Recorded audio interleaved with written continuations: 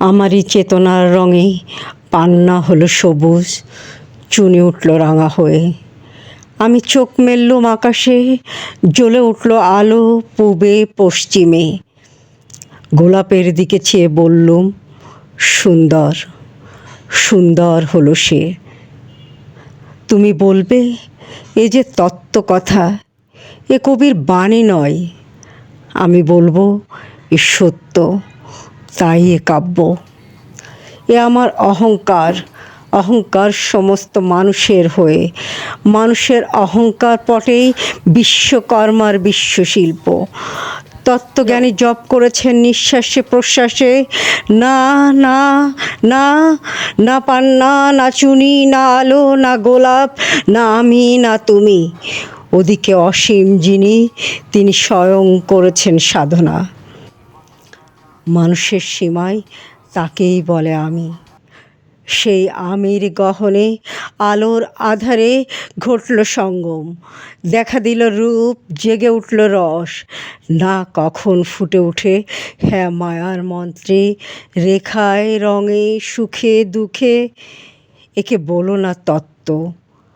আমার মন হয়েছে পুলকিত বিশ্ব আমির রচনার আসরে। হাতে নিয়ে তুলি, পাত্রে নিয়ে রং।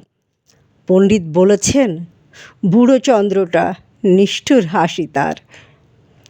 মৃত্যুদূতের মতো ঘুড়ি মেরে আসছে পৃথিবীর পাঁজরের কাছে। একদিন দেবে চরম টান তার সাগরে পর্বতে।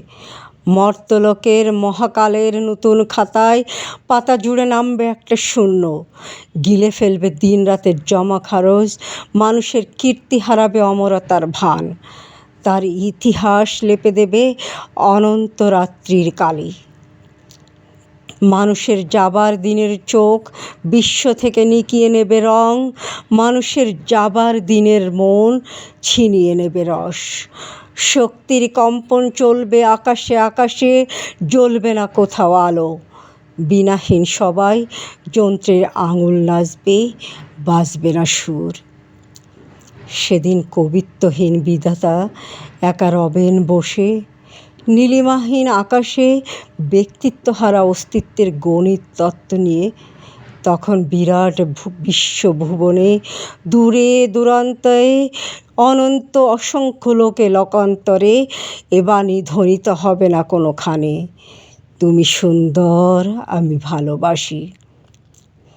বিধাতা কি আবার বলবেন সাধনা করতে, যুগ যুগান্তর ধরে প্রলয় সন্ধ্যায় জপ করবেন, কথা কও, কথা কও। বলবেন, বলো তুমি সুন্দর। বলবেন, বলো আমি ভালোবাসি।